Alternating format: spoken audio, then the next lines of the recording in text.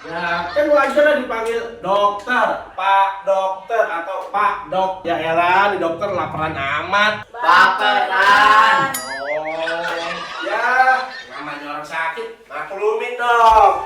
Dokter, tolongi aku.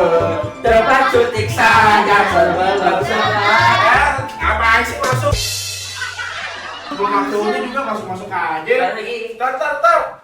Coba biar Angin periksa dulu bang. Kan yang sakit pinggang aneh ya, kenapa telinga? Dok, dikira kuping aneh kecengkak kali ya? Ini nih yang sakit ini. Sekarang yang dokter siapa? Ida.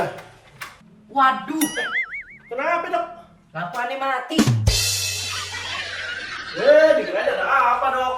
Ete, ketimbang sakit pinggang doang mari urut. Itu gak cuma dok. Ini kan bisa begini.